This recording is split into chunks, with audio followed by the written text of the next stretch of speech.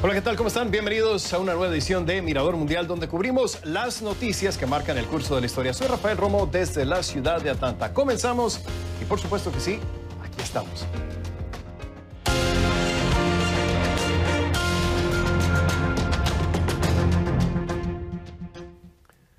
Washington se prepara para una tormenta política tras la muerte de la magistrada de la Suprema Corte de Justicia de Estados Unidos, Ruth Bader Ginsburg, y la batalla política que se avecina entre republicanos y demócratas para encontrar un relevo. Trataremos el tema en instantes, pero antes queremos enfocarnos en otra tormenta. Esta es una tormenta real, se llama Beta, y por ahora es una tormenta tropical que representa una amenaza para los estados de Texas y Luisiana, que ya están golpeados tras el paso de los huracanes Laura y Sally en el último mes. Esto es lo que sabemos.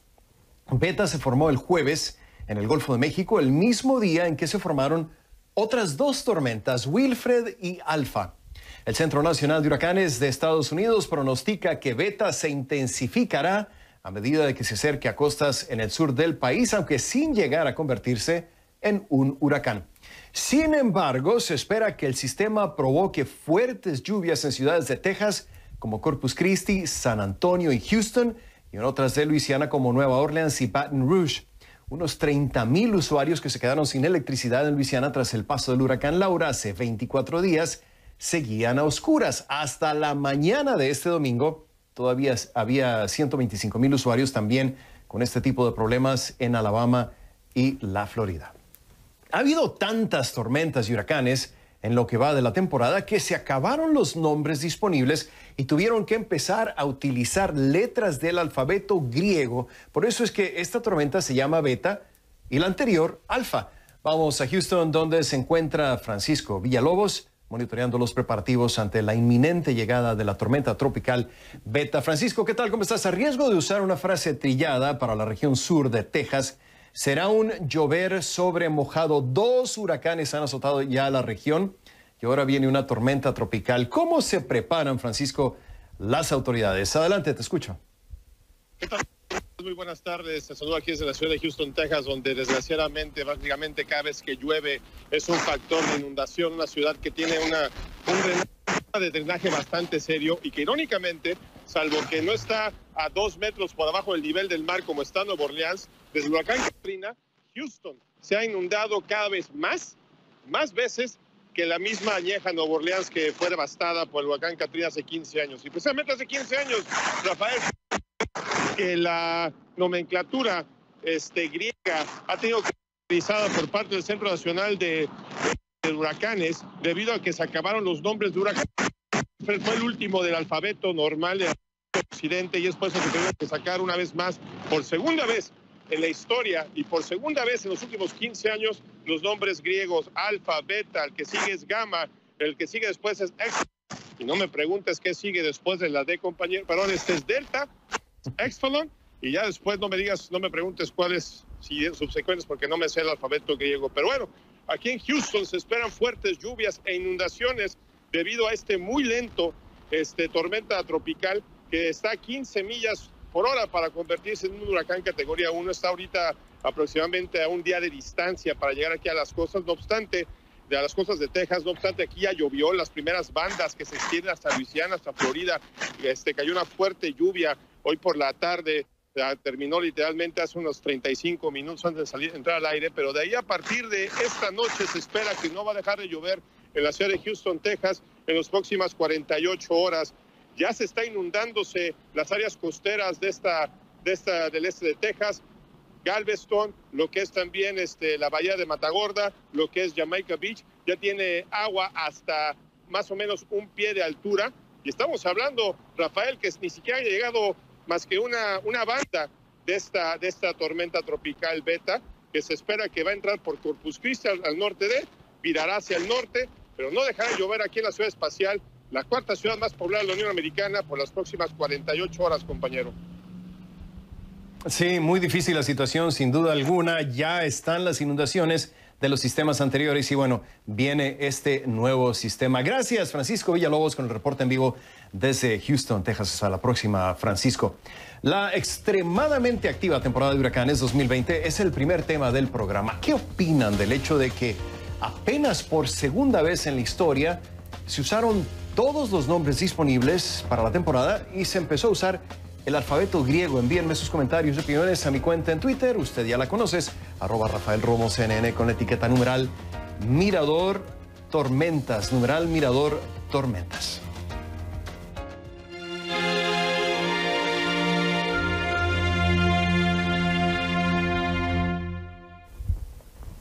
Por si quedaba alguna duda, Donald Trump lo ha dejado muy claro. El presidente de Estados Unidos ha reiterado varias veces que su intención es reemplazar a la mayor brevedad posible a la magistrada Ruth Bader Ginsburg, quien murió el viernes por la noche a los 87 años. Cuando murió el magistrado Antonin Scalia en febrero de 2016, los republicanos impidieron que el entonces presidente Barack Obama designara un reemplazo, argumentando que tenía que hacerlo el próximo presidente, sin importar que todavía faltaban en ese entonces 9 meses para la elección presidencial.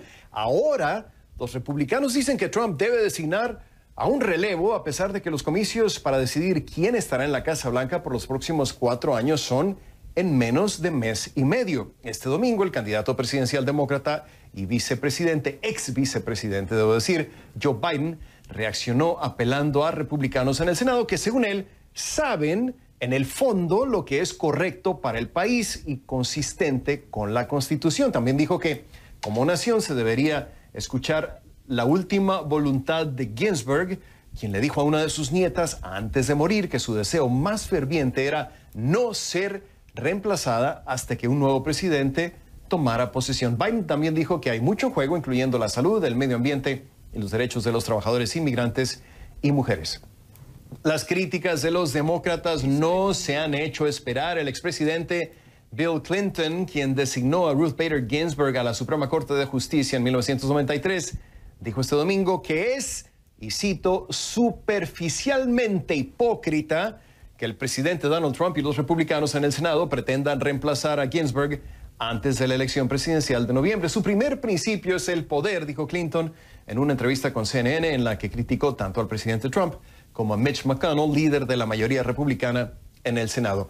Trump, quien ha perdido apoyo del electorado femenino en recientes encuestas, dijo el sábado por la noche que su candidata a la Suprema Corte de Justicia será una mujer. Y entre las que figuran en una lista dada a conocer previamente por la Casa Blanca, hay una hispana de origen cubano. El presidente designó a Bárbara Lagoa en 2019 para que se uniera a la 11ª Corte Federal de Apelaciones. Lagoa, descrita por el presidente Trump como una persona extraordinaria, fue la primera hispana en pertenecer a la Suprema Corte del Estado de Florida antes de ascender a la Corte de Apelaciones, es decir, el nivel federal. Y bien, ante todo esto, la decisión del presidente Trump de apresurar la designación de un reemplazo en la Suprema Corte de Justicia es el segundo tema del programa. ¿Está el presidente, les pregunto, en todo su derecho o es una decisión hipócrita, como la califica el expresidente Bill Clinton? Envíenme sus comentarios y opiniones. Mi cuenta en Twitter, @RafaelRomosCNN, con la etiqueta numeral Mirador RGB de Ruth Bader Ginsburg. RBG, debo decir.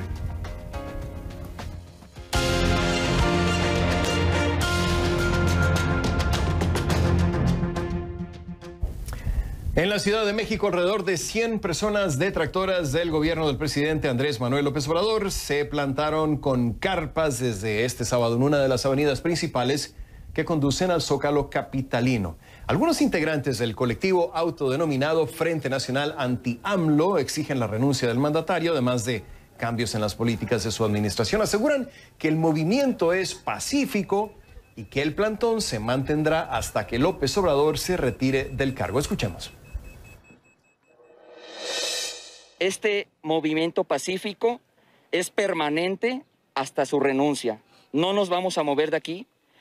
Gracias a López, a la obstrucción, porque la idea era dirigirnos al Zócalo, él mismo propició esta plantón en donde pues pasamos a afectar terceros, pero ya no depende de nosotros, nos está obstruyendo. En lo que va del sexenio, es la primera vez que opositores al actual gobierno se plantan en las calles de la capital. Ante estas manifestaciones, el mandatario mexicano dijo que tienen todas las garantías para manifestarse, que no van a ser molestados, que se van a poder quedar ahí en sus casas de campaña. López Obrador pidió que la acción no sea superficial y que se queden, y cito, un tiempo suficiente, que no sea nada más efímero, unos cuantos días, al recordar que su movimiento recurrió en el pasado a la misma forma de protesta.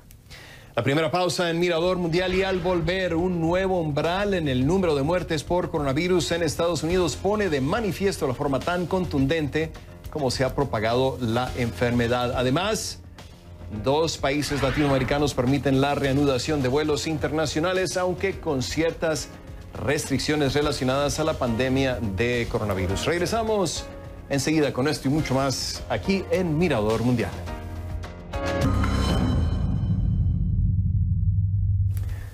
Es una estadística que pone de manifiesto la forma tan contundente como se ha propagado el COVID-19 en todo el mundo. Se esperaba que este domingo la cifra de muertes a causa del coronavirus en Estados Unidos sobrepasara la barrera de las 200,000. Sí, 200,000. Y son 200,000 personas que han perdido la vida en la Unión Americana en el medio año que ha transcurrido desde que se declaró la pandemia. El número de contagios en el país supera los 6,784,000, una cifra que casi alcanza la población total, a manera de comparación, en el área metropolitana de la ciudad de Houston, Texas. Casi 7 millones de personas. En este contexto, el ministro de Salud del Reino Unido, Matt Hancock, dijo que el gobierno podría ordenar un nuevo cierre general ante el aumento de casos de coronavirus. El funcionario comentó a la BBC que el país está en un punto de inflexión y que si las personas no siguen las medidas serán necesarias más restricciones. Este sábado, Reino Unido registró más de 4,400 casos de COVID-19, que es el número más alto desde inicios de mayo. En España, ciudadanos protestaron contra las medidas impuestas en Madrid ante los brotes de COVID-19. Las restricciones en algunas zonas han sido calificadas como injustas por los manifestantes, mientras que el gobierno niega que sean medidas discriminatorias contra los pobres. La capital española tiene 1/3 del total de contagios en España, lo que llevó a anunciar restricciones en zonas donde los casos superan los 1,000 por cada 100,000 habitantes.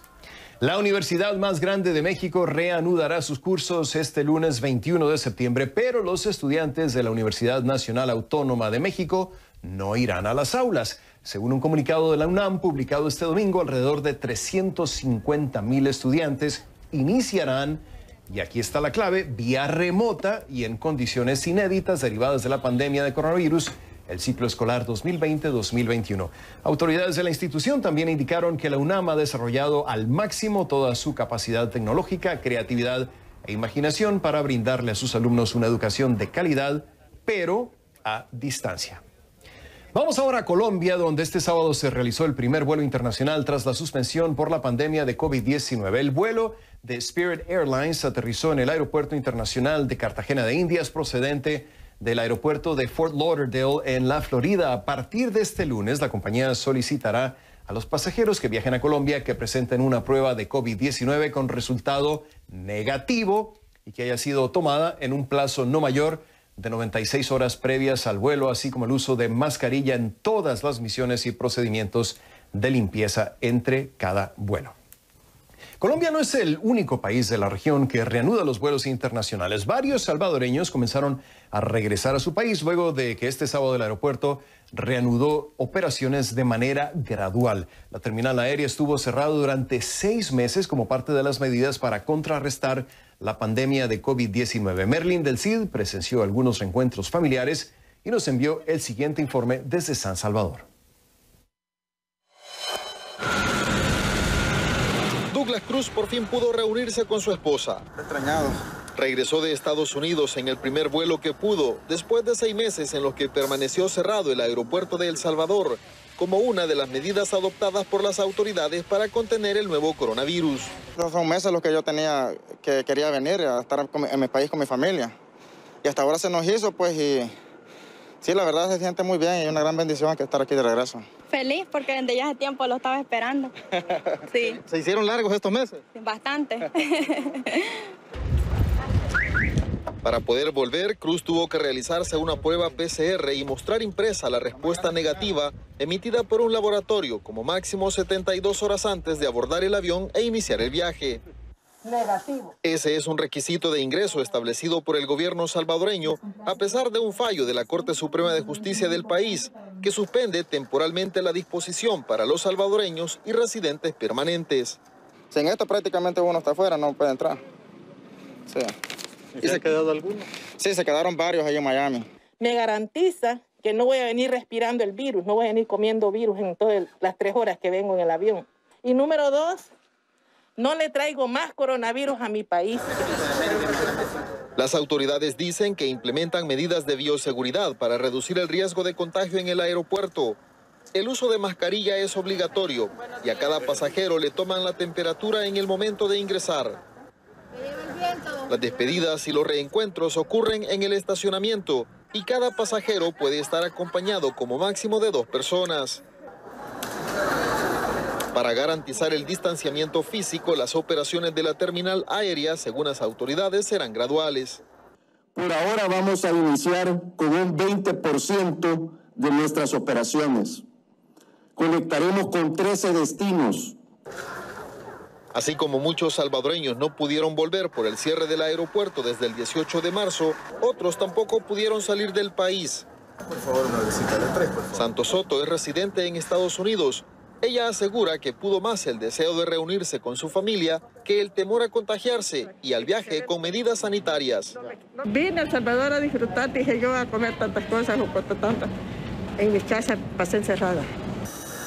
La reanudación del aeropuerto también activa el servicio de taxis que paralizó labores durante 6 meses. Al principio pues va a costar un poquito porque van a haber un poco menos afluencia de personas, pero en resumidas cuentas tienen que ir mejorando.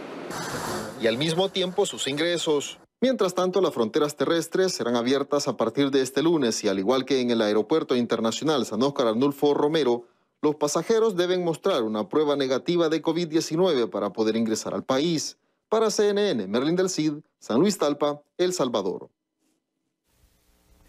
A la pandemia de coronavirus no hay que tenerle miedo, pero tampoco perderle el respeto, es lo que dice Héctor Cruz, un emprendedor puertorriqueño quien, por una desafortunada coincidencia, lanzó su nuevo negocio en marzo, al mismo tiempo que el COVID-19 provocó el cierre de la economía de la isla. Tras las primeras etapas de reapertura, Rafi Rivera platicó con él en Trujillo Alto y nos cuenta cómo el vivir sin miedo ha sido la estrategia que le ha permitido sobrevivir.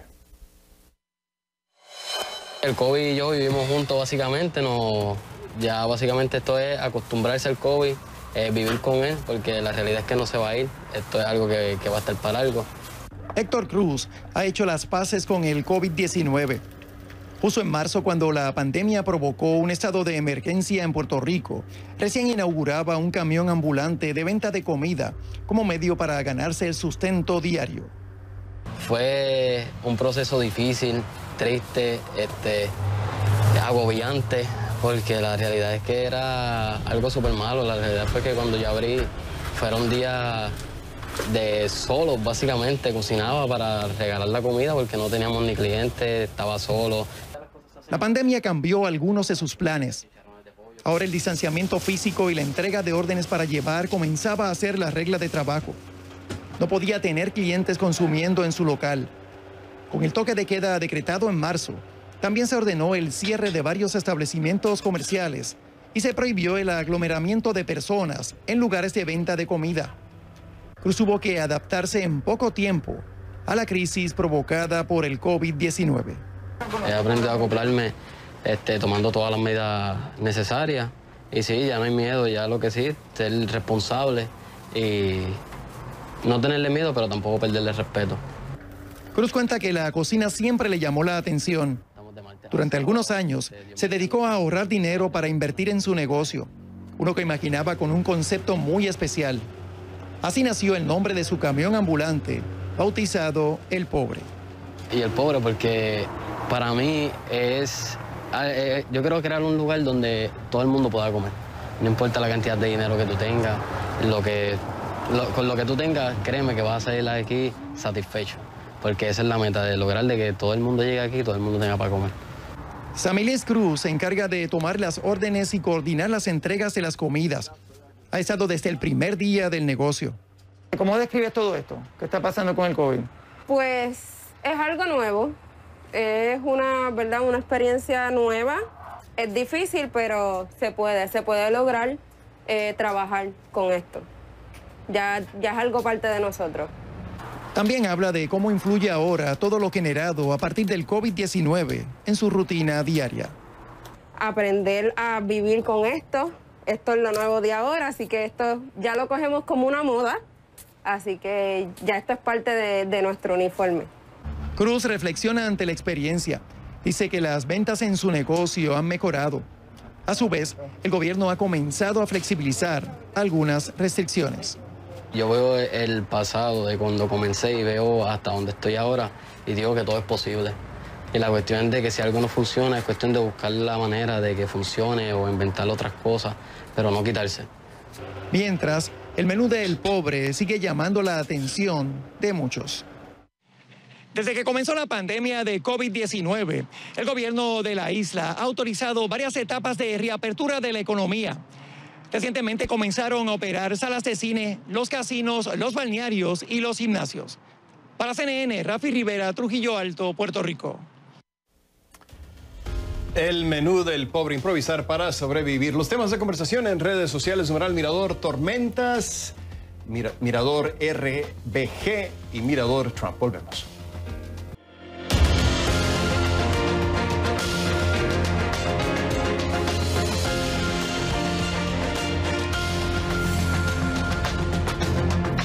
Lo que no había pasado en cerca de 4 años de mandato ha ocurrido en un solo fin de semana. La Casa Blanca primero anunció el viernes que la administración del presidente Trump aprobó un fondo de $13,000 millones para ayudarle a Puerto Rico en las tareas de reconstrucción. Recordemos que este domingo se cumplieron 3 años de la llegada del huracán María a la isla y el sábado la Casa Blanca anunció la aprobación de un fondo de $348 millones en ayuda humanitaria para responder a la crisis de Venezuela. ¿A qué se debe que estos fondos se hayan hecho disponibles a mes y medio de las elecciones presidenciales? ¿Tiene que ver su aprobación con el hecho de que el presidente Trump está cortejando el voto hispano de la Florida, un estado con una gran población puertorriqueña y venezolana? Es lo que le quiero preguntar a mi siguiente invitado. Le doy la bienvenida a César Grajales, analista político y estratega conservador, quien nos acompaña en vivo desde Miami. Bienvenido a Mirador Mundial. César, gracias por acompañarnos.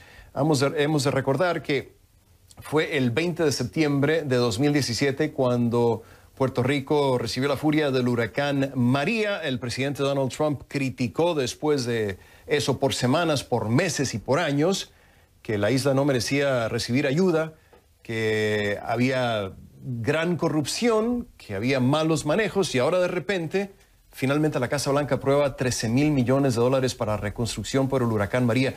¿Qué fue lo que cambió, César? ¿Qué tal? ¿Cómo estás? Adelante. Rafael, gracias por la invitación. Bueno, varias cosas. Primero que todo, yo creo que el tema de la corrupción en la isla, desafortunadamente, es algo que sí ha existido mucho antes también del huracán en el 2017. Y espero que eso se siga corrigiendo conforme pase el tiempo. Obviamente, en este año electoral, tanto el presidente Trump como Joe Biden van a tratar de apelar a los votantes de alguna manera u otra.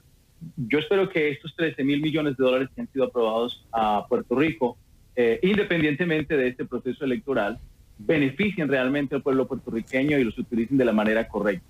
Obviamente, esto le da una plataforma al presidente y lo pone, digamos, en el huracán ahorita o en la mira de estos votantes, sobre todo no tanto de la isla, porque recordemos que los puertorriqueños en la isla no votan por la parte presidencial. Los puertorriqueños en el mainland o en el territorio estadounidense, en este caso, por ejemplo, la Florida, y eso podría quizá hacer eco dentro de ese electorado que mayoritariamente, como un estado como la Florida, se encuentra en el I-4 corredor.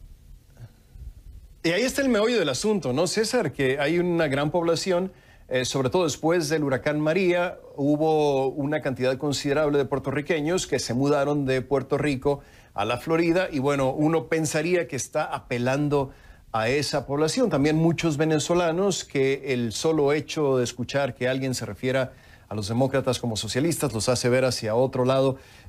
Pero vaya, los cínicos dirán que esto es una movida convenenciera del presidente y solamente con fines electorales políticos. ¿Tú qué dices, César?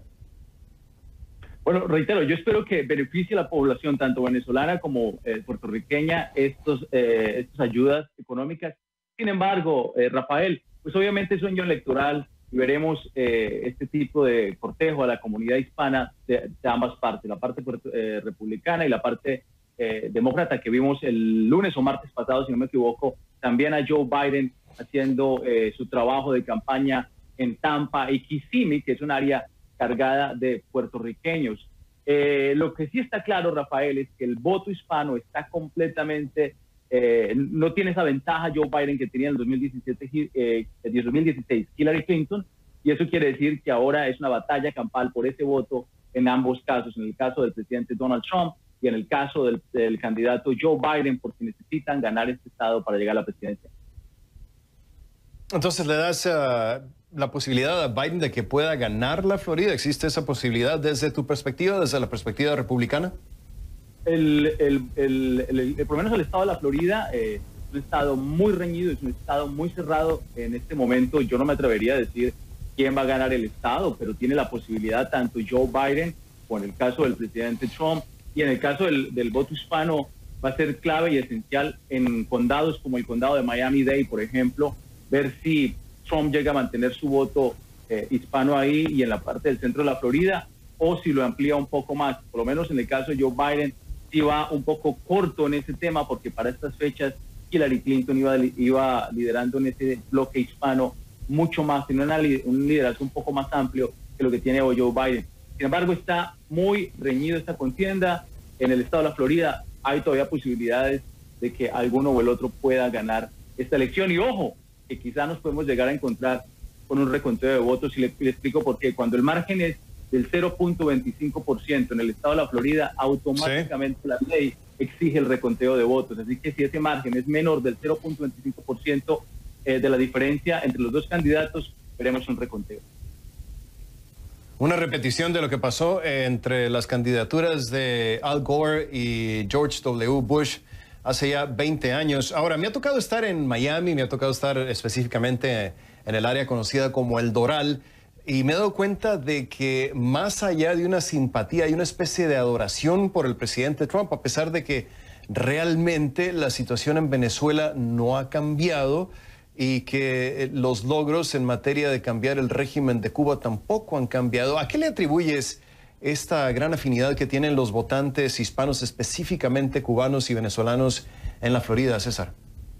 Bueno, Rafael, hay que reconocer que, por ejemplo, cuando Juan Guaidó empezó, digamos, generó esta esperanza para el pueblo venezolano de poder tomar el gobierno correctamente y generar un proceso democrático en Venezuela, Estados Unidos fue el primer país que reconoció al gobierno interino de Juan Guaidó como presidente interino. Yo creo que esa esperanza sigue en el pueblo venezolano, y sobre todo en un área como Miami, que tiene gran parte del pueblo venezolano de Estados Unidos viviendo en el área del Doral, y ahorita en el centro de la Florida también, esperando que quizá haya una transición positiva en ese aspecto. Pero también hay algo que yo creo que se ha calado en ese electorado, pero también en otro sector de la comunidad, y es ver las manifestaciones que se han degenerado en algunas partes, en vandalismo, y como vimos esta semana pasada, el tiroteo a los policías en Los Ángeles, y creo que eso le aterra también un poco a la población, sobre todo ese tipo de electorado que viene de países como Venezuela o Cuba, y que creen que podría Estados Unidos ir por el camino del socialismo. Y hay que recordar que el candidato presidencial demócrata, el ex vicepresidente Joe Biden, también ha denunciado esa violencia y actos de vandalismo. Le agradezco muchísimo al analista político César Grajales, que nos acompañaba en vivo desde Miami. Gracias, César, y hasta la próxima. Gracias, Rafael. Bien, la ayuda de miles de millones de dólares para Puerto Rico y Venezuela es el tercer tema del programa. ¿Generosidad legítima o conveniencia política? ¿Cómo calificarían esta ayuda millonaria? Envíenme sus comentarios y opiniones a mi cuenta en Twitter, @RafaelRomosCNN, con la etiqueta numeral Mirador Trump.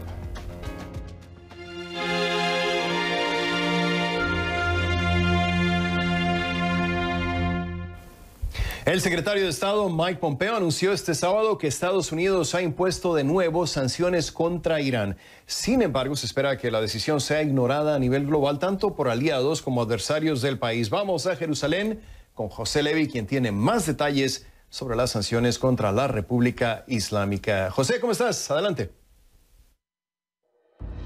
Hola, Rafael. En Irán aseguran que si Donald Trump pretende aislarlos a ellos, al final es su propio país, Estados Unidos, el que dicen está siendo aislado. ¿Qué es lo que pasa? Hace 5 años se llegó al acuerdo nuclear entre 6 potencias internacionales y esta República Islámica.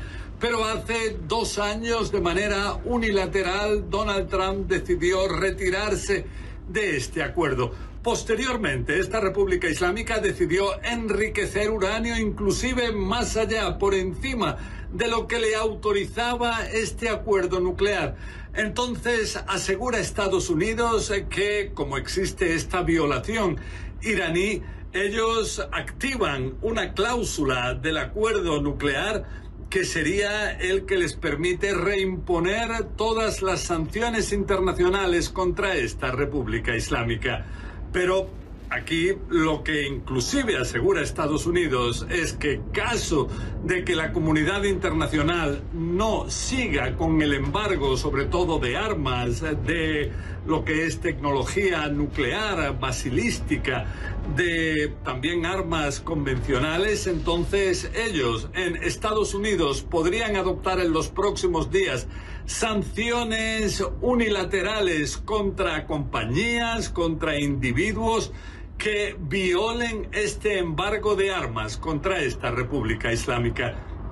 Pero ¿qué es lo que aseguran en, por ejemplo, Europa, Gran Bretaña, Alemania, Francia? Aseguran que desde el momento que Estados Unidos se retiró de este acuerdo nuclear, no cuenta este país con la capacidad de reactivar las sanciones porque, de hecho, ya no forma parte de este acuerdo. Rafael.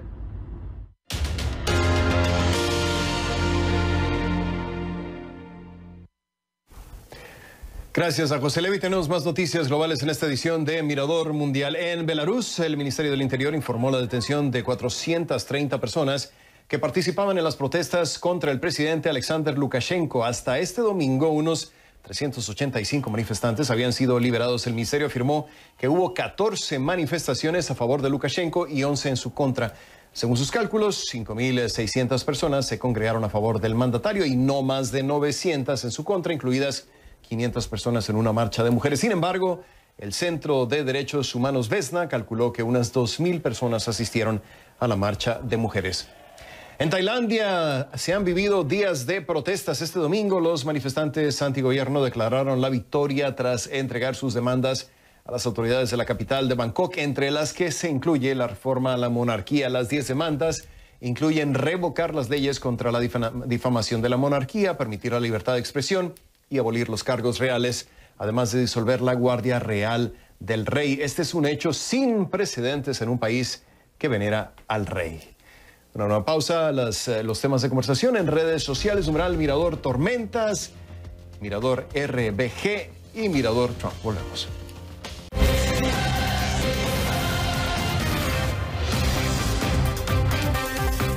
Hora de ver lo que acontece en el apasionante mundo del deporte. Aquí está el reporte. Bienvenidos a la actualidad deportiva. Tadej Pogačar se quedó este domingo con el Tour de Francia 2020, algo que ya era prácticamente un hecho. El pedalista cumple el lunes 22 años, lo que lo hace el ganador más joven del Tour en 116 años. Pogačar es además el primer esloveno en haber ganado el Tour de Francia. Fue una edición del Tour que también terminó con un protagonismo especial de Colombia. 2 ciclistas de ese país terminaron entre los 10 primeros del Tour. Se trata de Miguel Ángel López, quien terminó sexto, y Rigoberto Urán, quien finalizó octavo. Recordemos que Egan Bernal no pudo defender el título conseguido el año pasado luego de retirarse antes de la etapa 17. Y nos vamos hasta México para ver lo ocurrido el sábado en la noche entre el América y las Chivas. Un clásico atípico y sin público se definió con un verdadero golazo de Giovanni Dos Santos. La victoria de las Águilas por la mínima diferencia las catapultó al segundo puesto de la Liga MX de forma momentánea. Tras la victoria, Miguel Herrera se encargó de elogiar a Gio Dos Santos por su actuación. No platicamos lo que tiene que oír un jugador, con la calidad y con la clase que tiene, su actitud, lo que necesitamos de él. Creo que lo hizo bastante bien. Sabíamos que estaba para 60, 65 minutos. Le dije, quiero que los des a full.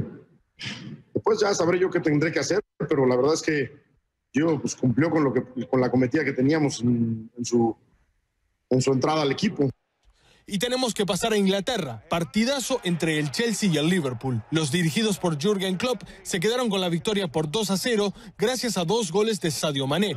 El segundo fue producto de un error garrafal del arquero del Chelsea, Kepa. Mané aprovechó y colocó el segundo para la visita. Fue un partido para el olvido para el Chelsea. En la segunda mitad, Olivier Giroud desperdició una oportunidad de descontar de penal. Alisson Becker le negó el gol con una gran atajada. El campeón vigente arrancó con todo. 6 puntos de 6 disputados para el Liverpool. Ismael Suárez, Deportes, CNN. La jornada del día en Deportes. Los temas de conversación en redes sociales. Numeral Mirador Tormentas, Mirador RBG y numeral Mirador Trump. Regresamos enseguida con más aquí en Mirador Mundial.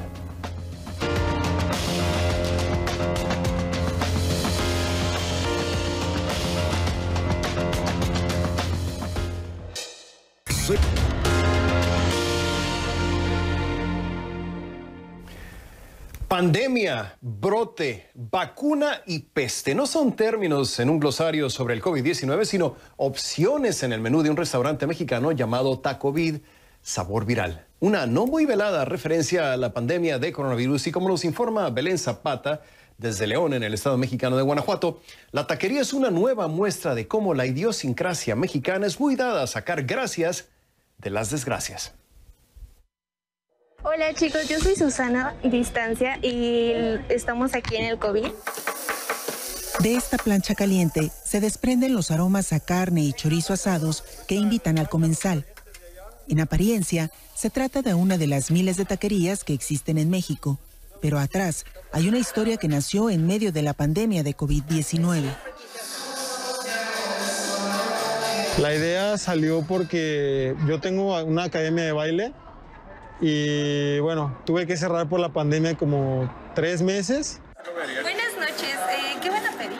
Hola, buenas noches Susana, te encargo una sanitizante de pollo, por favor. Y uno de mis sueños siempre fue pues tener una taquería, entonces pues busqué una alternativa y dije bueno, pues ya está el espacio, pues voy a aprovecharlo pues para sacar, para poner el carrito aquí afuera y así, y también pues que la gente que viniera también pudiera echarse un bailecito adentro si quería. Más allá de la oferta gastronómica, es el concepto lo que ha llamado la atención de los comensales, dice el propietario de la taquería. Cada una de las variedades de tacos fue bautizada en honor a la pandemia. Por ejemplo, tenemos la pandemia, que es sanitizante, tenemos cubrebocas, tenemos la cura, la vacuna, o sea, tenemos la peste, pandemia. Brandon Velázquez y su equipo de trabajo le dieron la vuelta a la tortilla usando términos que en un contexto más amable resultan hasta graciosos, dice. Siempre hay un lado positivo de las cosas y cosas grandes también surgieron de esta pandemia, pero sí, la mayoría de las reacciones son, pues se les hace gracioso. Se me hace un poco de nuestra cultura que es el de una desgracia hacer una gracia. Los nombres son muy creativos, el sabor es bueno.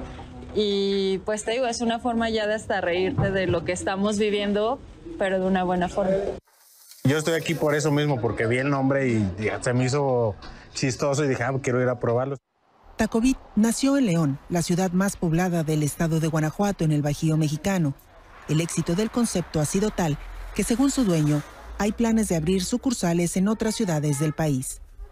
Para CNN, Belén Zapata, Guadalajara, Jalisco. Susana Distancia, ¿la entienden? Así nos vamos. Les recuerdo que los fines de semana también hay noticias. Acompáñenos en las 3 ediciones de Mirador Mundial todos los sábados y domingos con información más relevante y entrevistas sobre temas de actualidad solo aquí en CNN. Soy Rafael Romo en Atlanta. Hasta la próxima.